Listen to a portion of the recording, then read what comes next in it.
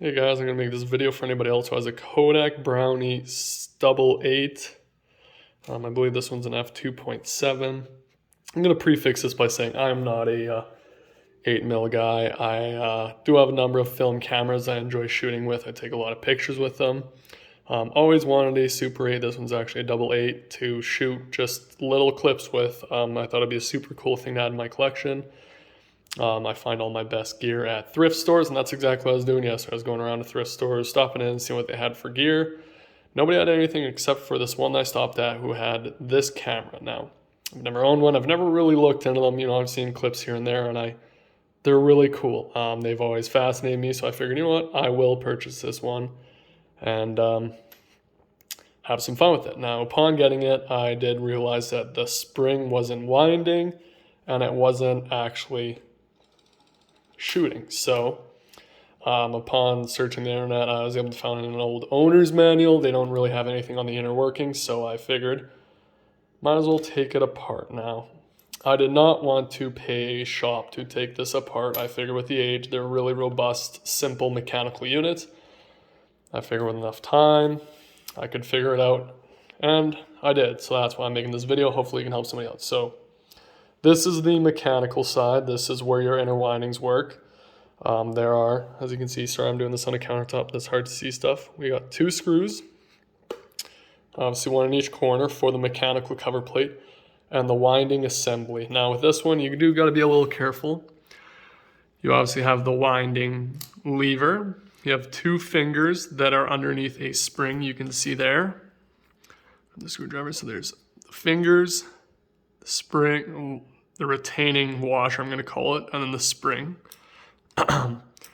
Obviously, when we disassemble this, these can fall out. You want to make sure that when you're putting it together, very gently so that these fingers remain in place. From there, you have the spring retainer, and then a number of shims. So I'll remove this mechanical cover plate. So obviously, I'm going to call this mechanical side. The other side is where the film goes. That's the film side. Upon inspection of this unit, let me just grab these shims out of here. There's 1, there's 2. Let's see if I can get number 3 one-handed. Oh, so close. There we go. Upon inspection of my unit, I found that one of these needle bearings were out of order and that the actual cup wasn't engaging the spring. Now, the assembly of the unit obviously is the winding. It will have this special screw. You can see it has 2 notches in it. You'll have to find something special. Now, I did all of this with a small watch screwdriver and a pocket knife with a Phillips screwdriver. It looks to be about a number 1 screwdriver.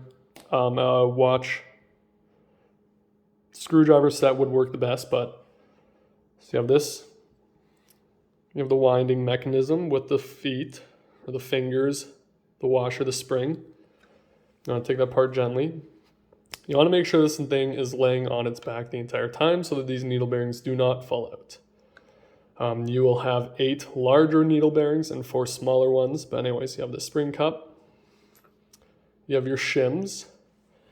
And then the needle bearings. So the principle of needle bearings is quite simple. You have a thin side and a thick side on each one. And as you wind it, they all disengage and they roll forward and they engage. Winding it, they disengage, roll forward, engage. From there, you can press the capture button. It releases it and allows it to spin. So if you disassemble it further, you have this cup comes out. So this cup extends down through and captures all these needle bearings, and then it has a small clip off the side that engages the spring. So you would remove this. You'd obviously tip it on its side, gently remove all these needle bearings, ensuring not to lose any. You remove this needle bearing retaining cup. This, I'm going to call it a washer plate, comes off. The entire spring system is contained, so you can gently remove it and set off to the side, and it will not unwind itself. And there, as you can see, we have another spring washer plate. We have the spring gear, and then what I'm going to call the drive gear. I'm not going to take apart the front. It seems that, obviously with the age of this camera, they're built really robust. They're 100% mechanical, but mechanically nothing can fail. Essentially, there is another gear inside here that spins. I'm not exactly sure the whole count, but it is what actually allows light through the lens into the film. And actually on the bottom half is where this mechanism actually engages it. It comes in, goes up, and it kind of works on a pivot system, then goes in again, and then it just grabs the hole, the bottom, and that is what allows it to shoot and then stop. Now my unit, as I said, these needle bearings were not in order, and this cup was actually out of place, and it wasn't actually engaged in the spring. So upon removing everything, I was able to drop this cup back in, have it actually lock into the spring, and then reassemble all these needle bearings. So, like I said, they disengage, they roll back, they engage, they roll forward. And obviously, you'd be winding this up with the actual winding mechanism, and then that is essentially the inner workings of these. They are, obviously for their age, very robust, very basic. Quite frankly, if you have the basic tools, you can fix them. Just please watch out for these needle bearings. I know I am missing one. You can see this side here only has 2, where each side should have 3. Like I said, you should have 2 large ones and then a small one. That is essentially how this camera works. They are very basic. I do believe that, quite frankly, anyone can fix them. This is a video that I couldn't find online for these kind of cameras repairs. And I'm really hoping this helps somebody else going forward. So that's all it was with this camera. It is now fully functioning. Granted, I just got to put these few things back together. I did just have it apart or together. Took it apart just to make this video because I like helping you guys out. And, you know, you could drop them off at a shop, but I mean, really, I didn't want to pay. I mean, I figured they would charge an arm and a leg for repair of the system, and it couldn't have been that complex, so I figured why not. Really hoping this helps somebody else out so they can service their own camera, or if they find one at a thrift shop that doesn't appear to be working, they now know how the inner system does function and they can repair it themselves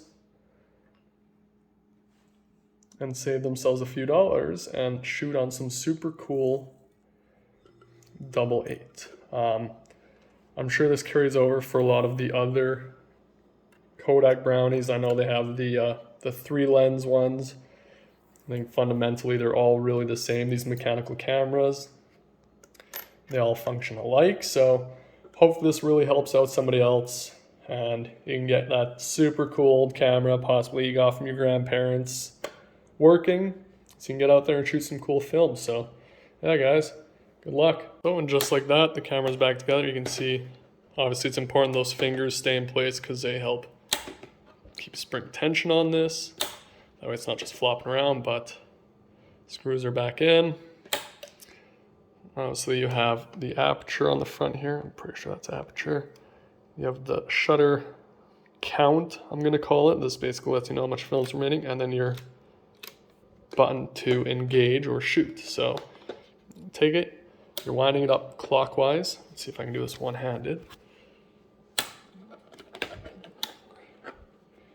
Winding it up clockwise. I'm not exactly sure the number of rotations this unit calls for. I'll have to look online. I think some other ones were about 20 to 25. Let's give it a few. You obviously wind it up and then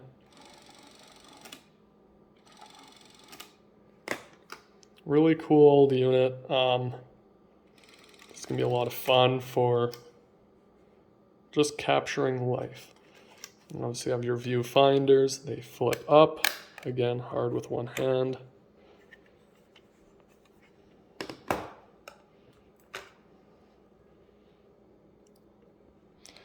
You would view through to see what you're capturing. And then yes. So obviously, like I was saying, this is the mechanical side. This is your film side. There is a lock to push down on the back. It slides it back. Open up. There's obviously your film side. This is pretty self-explanatory. There you go. really hope this video helps somebody else. Didn't see one like this online, couldn't find one anywhere, and obviously, like I said, I did not want to send off to a camera shop and pay probably a quite hefty repair bill when there's really not much to them. They obviously just aren't built like they were back in the day. Super cool camera. I hope you guys have a ton of fun with these things. That just looks like a blast. Yeah, happy shootings.